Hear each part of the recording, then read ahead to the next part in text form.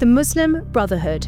Who are they and should they be banned? I'm Emma Trimble and this is GB News Originals. Now, before we get stuck in, don't forget to like and subscribe and let us know what you think in the comments. I'm delighted to say we're joined today by Lorenzo Vidino, who is a leading expert on the Muslim Brotherhood. He's written several books on the subject and is the director of the program on extremism at George Washington University. Thank you so much for joining me, Lorenzo. This important interruption is brought to you by ExpressVPN.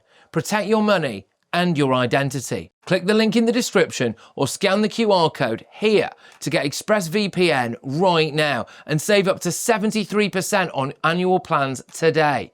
Right, let's get back into it. So let's start at the bare basics. Who are the Muslim Brotherhood? First of all, pleasure to be here. Muslim Brotherhood is the oldest Islamist organization in the world. By Islamist, I mean an organization that blends politics with religion, but uses a extremely politicized and literalist interpretation of Islam to pursue political goals. It's been around since 1928 when it was created in Egypt, and it has spread globally. It has branches all over the Muslim majority world and a very large presence also in the West, where there's a variety of actors and networks and organizations that in one way or the other belong to the Muslim Brotherhood global family.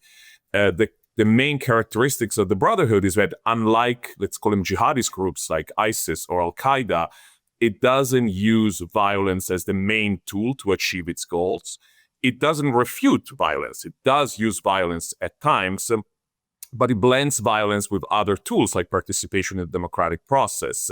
It does a very opportunistic use of those tools. It will select according to the circumstances of the case, of the moment, of the environment in which it operates, the blend of violence and, let's say, democratic means and grassroots activities, which one to use more, how to calibrate the use of all of them. So in the United States at the moment, we've seen a number of news stories relating to the Muslim Brotherhood. So firstly, the involvement of one particular organization in Mamdani's campaign in New York. Of course, now he has won his mayoral election in New York. But we've also just seen Texas have actually proscribed the Muslim Brotherhood. Is that right? Yes, that is correct. The governor of Texas issued basically a declaration, proclamation, as we called it, designating the Muslim Brotherhood and CAIR, the Council on American Islamic Relations, which is by many seen as sort of a Muslim Brotherhood / Hamas proxy in the United States. It was, of course, something that CAIR, a label that CAIR rejects.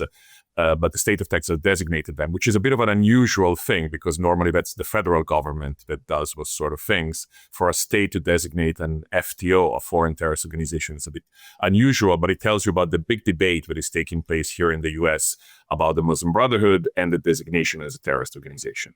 So here in the UK, we had a Muslim Brotherhood review. We've been sort of talking about whether or not this group should be banned for quite a long time now. And one of the reasons why it seems that they haven't been banned is because, exactly as you say, they don't use violence as their preferred method. Instead, they work within democracies to try and achieve the change that they want to establish, the kind of political system that they're trying to achieve. What were the reasons why this group has been proscribed in Texas? And what is the conversation like in the United States around the Muslim Brotherhood? Is there more of a willingness to ban?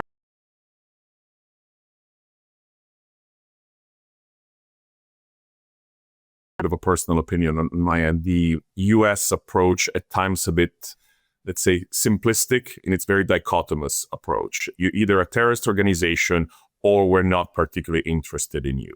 That's sort of the way it works. I think in most European countries, the UK being a good example, but also some continental European countries, the Brotherhood is often considered in sort of the middle ground between those two extremes.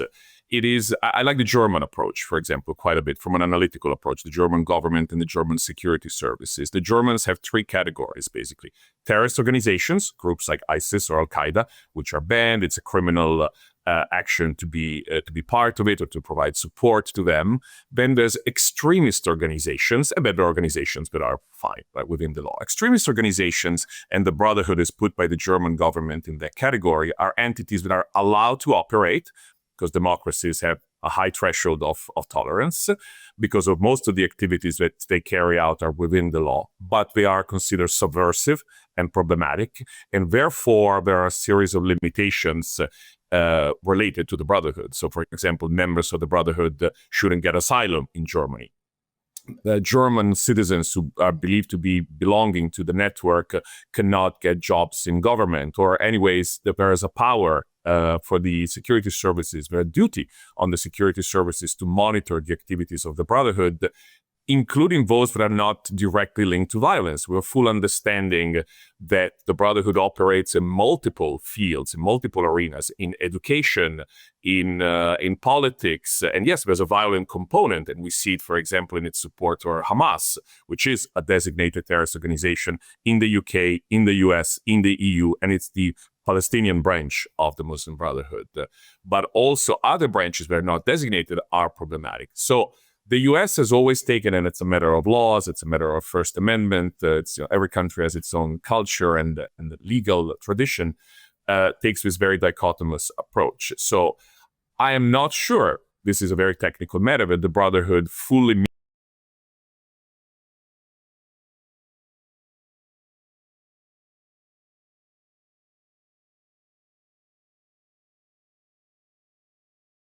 do in court and challenge that designation, and that could potentially backfire.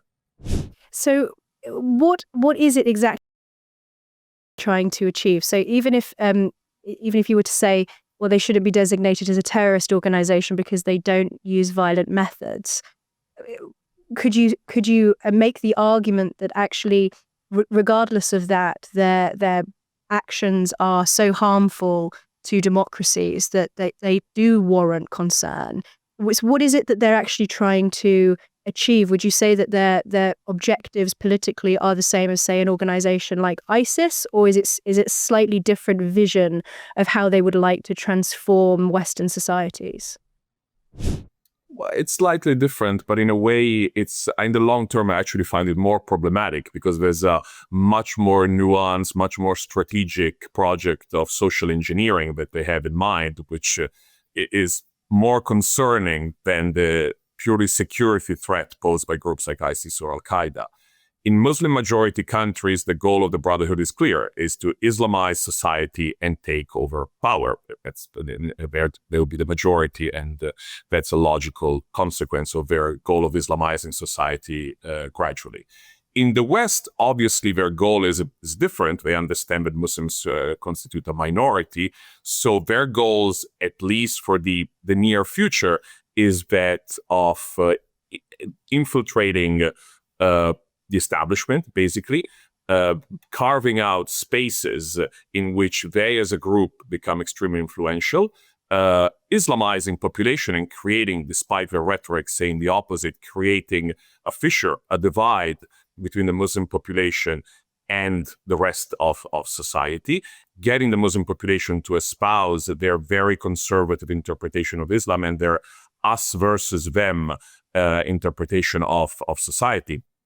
And to this point, the use of Islamophobia, of the Islamophobia weapon, because of course, while there anti-Muslim sentiments do exist, unfortunately, in our society, they are weaponized by the Brotherhood and other Islamist groups to recreate this divide within society.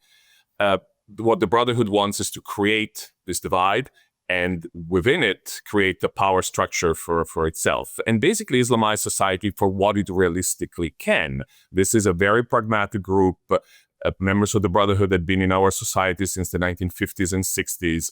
They know full well what they can achieve or what they cannot achieve. They have developed a network. They're very well funded. They have a lot of fellow travelers within society. So it's a very complex and sophisticated group. You mentioned Germany, and of course the Brotherhood are operating across Western countries. What does their activity look like in the United Kingdom, and how much of a concern do you think it is? The UK is a bit of a particular case study when it comes to the Brotherhood, and I think the Brotherhood review that was carried out by David Cameron in 2014, I had the pleasure of being an outside consultant to it, so I saw some of the process there was something really interesting, and no Western government had ever done that. The French replicated it this year. But it was a really, really praiseworthy effort by the British government to try to understand the Brotherhood, its ideology, its effort, its goals, and the posture of the British government towards the Brotherhood, both internationally and domestically. The presence in the UK is peculiar because there's a long history of leadership of different branches of the Muslim Brotherhood, and I'm meaning top leadership of branches from different countries in the Middle East, establishing a presence in London for the most part, some in Manchester as well, but London in particular. You have the top leadership of the Egyptian Muslim Brotherhood that for decades has called London its headquarters. So you have these top individuals who have fled persecution in their countries of origin, and they've created a network in London. Now, obviously, that has an impact on Brotherhood activities in the UK. Now, because of demographics and the fact that majority of Muslims in the UK have a South Asian background and not an Arab background, I would say most of the Islamist groups in the UK have a leadership that is of South Asian background. But the legacy of these sort of Arab leaders, their ability to sort of have an influence on South Asian groups is something quite remarkable. So while you don't have a really strong direct Muslim Brotherhood grassroots activities, you have this leadership, but it's somewhat detached from British society. They're mostly looking at their countries of origin. You have an influence on other groups that are more domestically focused in the UK. Every time you're online, your money and your identity are at risk. Scams now make up nearly 40% of all crime in the UK. That's thousands of attacks every single day. In Britain, someone has their identity stolen every 2 minutes, leaving victims with wrecked finances and years of stress. The threat is real, and you could be next. ExpressVPN is your shield against criminals. It locks down your devices, hiding your personal information and financial details from hackers, scammers, and anyone else looking to exploit you. So whether you're checking your bank, shopping, or just browsing, ExpressVPN makes you invisible to prying eyes trying to steal your money and your identity. ExpressVPN shields your data with military-grade AES 256 encryption. That's the same standard trusted by the US government to guard classified information. This is the highest level of online security you can get. So don't wait for disaster. Secure up to 14 devices at once and get powerful password protection. Real support is available 24/7 because cybercrime never sleeps. Save up to 73% on annual plans today.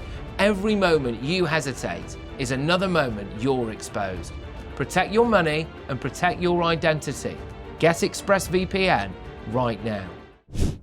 So when Nigel Farage committed recently at the Reform conference to banning the Muslim Brotherhood if he were to take power, do you think that is the right way to deal with Muslim Brotherhood activity here in the UK, or is it a bit more amorphous than that there is Muslim Brotherhood influence, but actually in the UK things are a bit more complicated, and if we are to try to deal with their pernicious influence, maybe there's another way to go about it? Listen, it's very difficult to say, and I'm not entirely, I'm not an expert on British terrorism designation laws. So every country would have to make its own decisions based on political circumstances and what the laws say. I think the designation, it's something that I'm not necessarily opposed to. I think it, as I said earlier, it could be something that could backfire because it's not such a black or white case when it comes to the Brotherhood. Designated ISIS, Al-Qaeda, that's easy. When it comes to the Brotherhood, it's much more amorphous, gray, if you will, and also Brotherhood networks have a tendency to sue and drag this on and make it a campaign and make it very political, which is more complicated. ISIS is not going to sue Farage in court, or the government in court. The Brotherhood will, and they might have a case. I don't know, but it's difficult for me to say.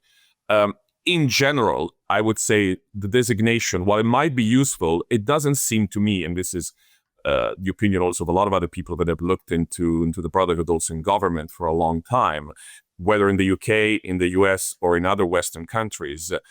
Again, there's we shouldn't take this dichotomous approach that either you designate or they're perfectly fine and there's nothing we can do about them. There are a lot of tools at the disposal of any government to go after organizations that are maybe not terrorist, but highly problematic and subversive.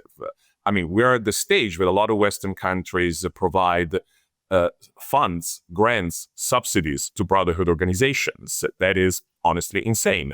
That should be something that should be entirely stopped.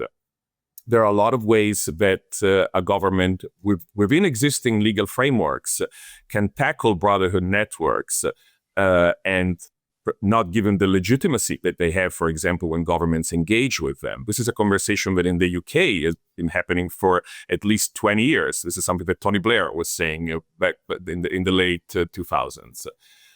Again, an organization can be operating legally in a country, but there are many ways not to have it to be as influential as the Brotherhood is. I'll give you a US example. The US has a very high tolerance threshold for extremist groups, much more than any European countries. Again, it's cultural history here in the US.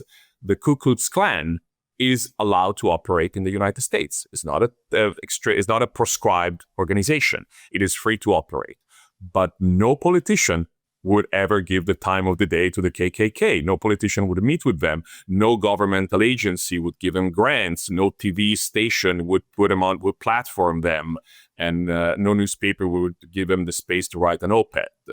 I think that's probably somewhere where the Brotherhood should be. You can do a lot of things to put basically an organization like the Brotherhood as a political pariah as it deserves to be without necessarily proscribing them.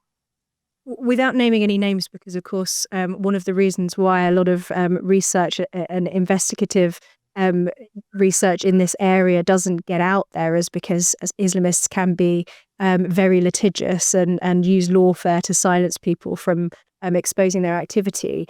But obviously, after the Muslim Brotherhood review and in the years since, the government has taken this line or successive governments have taken this line of not effectively engaging with and assisting organisations that are contrary to British values. That are there organisations here in the United Kingdom that, you know, maybe people don't necessarily know a Muslim Brotherhood. Perhaps they give money to charity thinking that it's going to a legitimate charity, and actually it's going to an organisation that doesn't say it's Muslim Brotherhood, but in fact is part of that network. Is that something that is an issue here in the United Kingdom?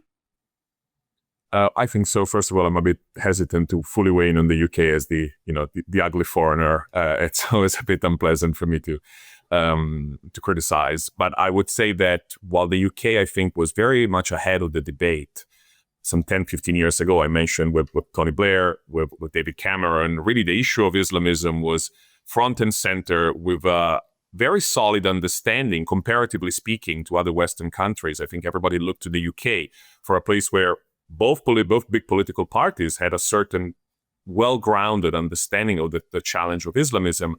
I think that over the years, for a variety of reasons, it's sort of evaporated, has changed. One big problem that I see, I would say actually two big problems. The first one is the issue of institutional knowledge. One of the big policy recommendations of the review on the Muslim Brotherhood that Sir John Jenkins carried out for David Cameron, one of the big recommendations was build knowledge, create a permanent unit within government staffed with people from different agencies, because the Brotherhood operates on so many levels. You need people who understand security, who understand education, who understand foreign policy, but keep up with the ever-evolving challenge of the Brotherhood, all these different organizations that, as you were saying, pop up, change name, but it's always the same people, it's always the same network. People don't know, and that's where you get issues like funding of entities that are Brotherhood aligned or Islamist in nature. Just people don't know. The second component, and I think that's been happening in the UK, the knowledge has been sort of squandered. The knowledge that existed a few years ago doesn't exist anymore to a large degree. The second component is an issue of let's say what in the UK used to be called more entrism, the fact that you have a lot of people within government in certain key positions that have sympathetic views towards this network for a variety of reasons, and they influence policy. I think that is an issue that has been highlighted in many cases in the UK. It's not just a British problem. It happens pretty much everywhere, but it's something that obviously should be looked at. Very often when people express their concerns about Islamization, or express their concerns that there might be certain groups or movements that are trying to effectively set the UK on the path towards a Sharia state, often those people are tarred as being hysterical or hyperbolic. Do you think that it is a legitimate concern for people to be worried about groups that are not necessarily violent, but whose objectives are really to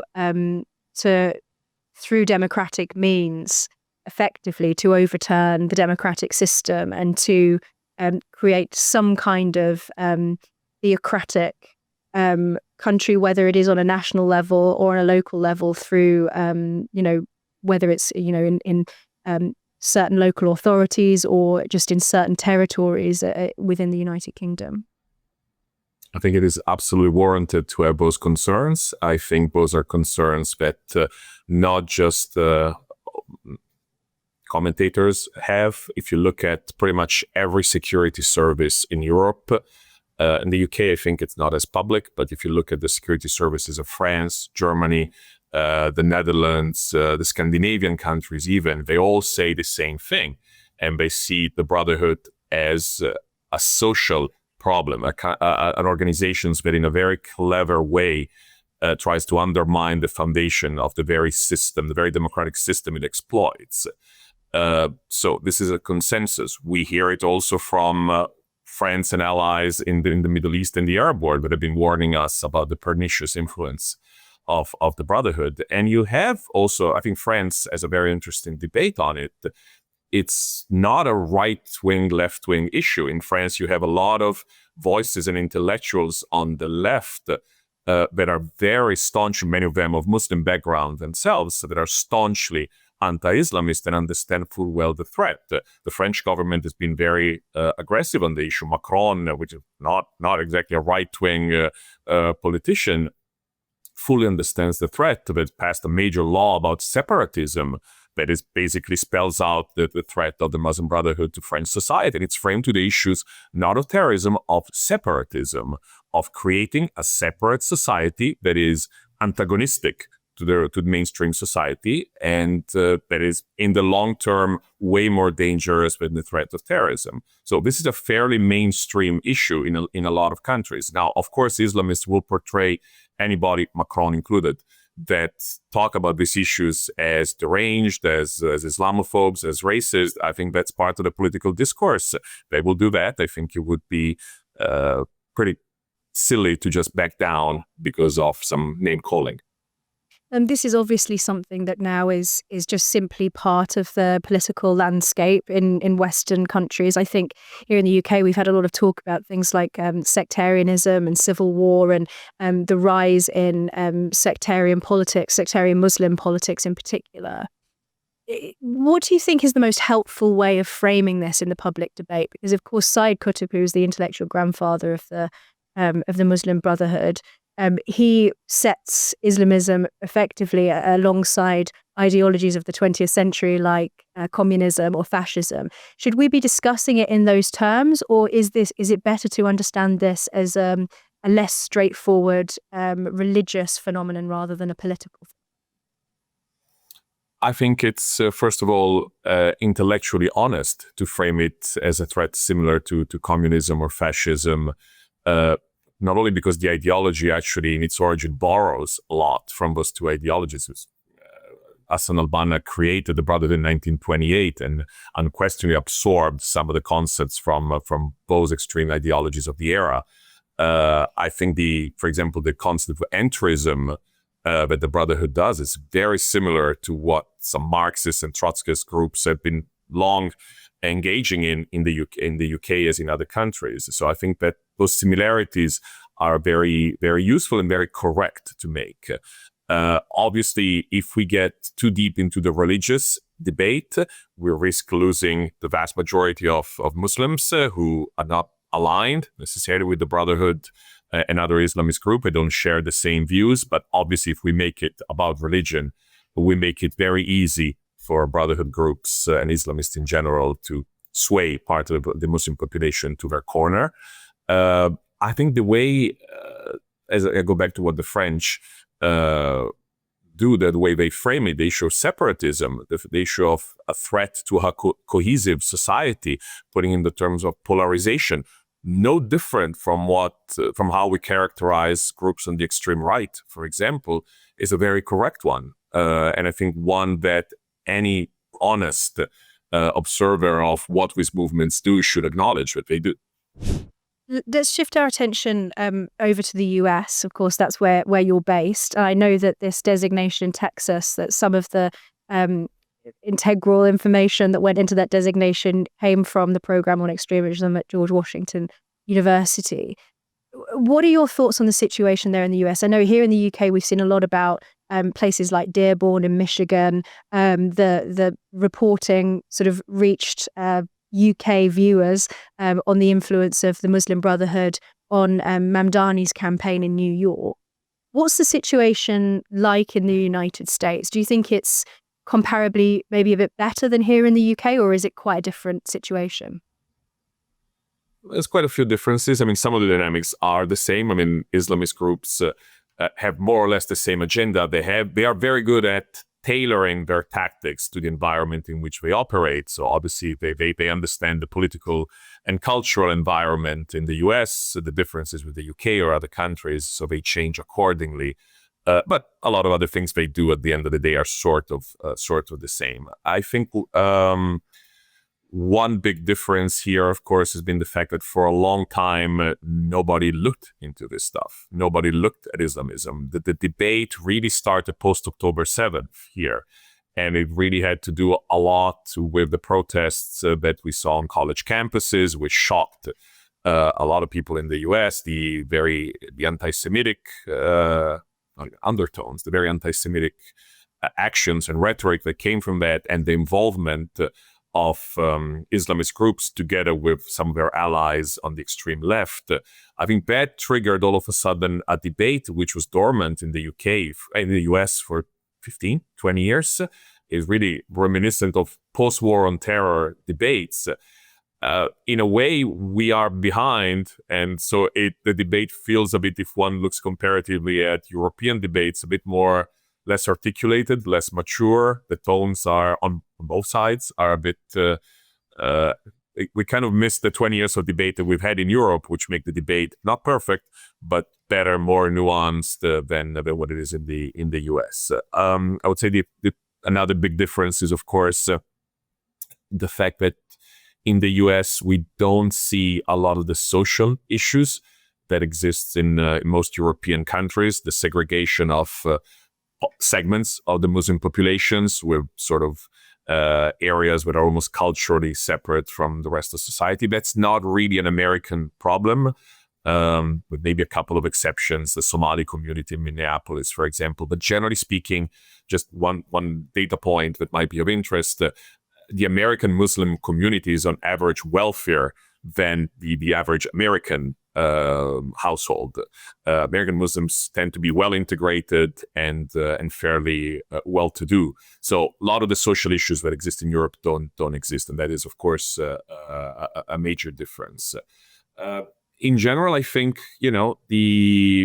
I'm hoping that the conversation moves away from something that is purely security focused, with this interest only on designation as a terrorist organization, and looks at the Brotherhood as a movement that is problematic because of its nefarious influence. I think in the US, particularly on politics and culture, maybe not so much on society in terms of creating a separate Muslim community, but that would lead to a more mature conversation here in the US. Obviously, you've been working on this for so many years now. I think we first met probably about a decade ago when I was also working in a similar area. The Muslim Brotherhood are so incredibly effective at organizing themselves. And as you have said, the situation is quite different in different European and Western countries. Are you hopeful if you look back to maybe 10 years ago, 15 years ago versus where we are now, where at least here in the UK, it seems that the kind of politics that the Brotherhood have pushed for and represent is becoming so much more prominent as just a de facto part of the political landscape here in the United Kingdom. Do you think that the fight against the Brotherhood has failed, or do you think that actually that there are reasons to be hopeful? It's a very complicated question, and honestly, I change my mind on every 5 seconds, because I think you see moments, and I'll concentrate my analysis in general in the West, not just the UK. You have glimmers of hope, and you have right after moments in which you think that we've learned nothing about it. I said earlier that I think in most European countries, the level of understanding, the conversation is much more sophisticated than 20 years ago. We've learned a lot. At the same time, I do see very limited action on taking practical steps to limit the influence of Brotherhood. And we shouldn't limit, when I say Brotherhood, I really mean the Brotherhood methodology. So you have a lot of actors today, individuals and groups that are not really members of the Muslim Brotherhood, but not really linked to it, but they adopted the ideology and the methodology. And so we can use the term Brotherhood in a loose sense to indicate all this sort of this kind of activism. And at times, I mean, I am a bit concerned about the fact that even though our understanding of the phenomenon has improved, we make one step forward and sometimes two steps backwards. It is often a very politicized issue with a lot of exceptions, thankfully, but mostly a conservative issue. And on the left, it seems to be not an understanding of the phenomenon, or at times a pure whitewashing of the phenomenon. And more in general, while we might have a better understanding, again, practical actions have not really been taken. You were mentioning earlier, for example, the network of charities and businesses, all the financial network that these groups have, the large amounts that they receive from foreign countries. There hasn't been much action in the UK when it comes to following the streams of money that fund this network. I'm sorry to say that, again, the ugly foreigner stepping in, but the Charity Commission has historically been fairly toothless when it comes to these entities. I'm not aware of any major investigation into the financial networks that are often engaged in problematic activities, at times often fraudulent activities. You might not be able to highlight criminal behavior that these entities carry out. It's very difficult to, for example, to prove that they fund terrorist activities abroad. But if you know that these are networks that fund a subversive organization, there are ways to look into them and see that maybe their bookkeeping is not exactly clean. In the US, that approach is called, the Italian American, I like that analogy, the Al Capone approach. Al Capone was not put in prison because of the many people he killed, but because he didn't pay his taxes. So that's a very legitimate way for the government to diminish the influence of a problematic actor, is by simply applying existing laws in a way that it should against the target. One quick final question. So if we were to look forward 5, 10, maybe 15 years, what do you think is at stake if things continue on the trajectory that we're currently on? I mean, my concern is that these groups gain power, gain standing within Muslim communities. I don't think that at this moment they control the Muslim community at all. That's their selling point. That's their pitch that they make to European, to Western policymakers. Work with us, and use us as your partners. Give us power, and we deliver the Muslim vote. I think that's a fake pitch. They cannot deliver the Muslim vote, and they have an influence, of course, in the community, but it doesn't portray an accurate picture of the community and the voting patterns within the community. My concern is that they do acquire a larger standing in the community, and partially legitimized and empowered by Western politicians. They actually do, because this pitch becomes a self-fulfilling prophecy, and they actually do become sort of the gatekeepers to the community. There's a lot of it's very tempting, let's say, for Western politicians to understand that if you want to win elections locally in certain cities and also nationally, because of the importance of the Muslim voting bloc in certain key places, if I think about Birmingham or London or Bradford in the UK, you need to have support from the Muslim community. And my concern is that these groups will be seen as the ones who can deliver that and in turn acquire power and legitimacy. Lorenzo Vidino, thank you so much. I hope you win the fight against the Muslim Brotherhood. I think we'll all be the better for it. I dread to think what will happen if we don't. Thank you so much for taking the time to join us today. And don't you at home forget to like and subscribe, comment below to let us know what you think. And we'll see you next time on GB News Originals.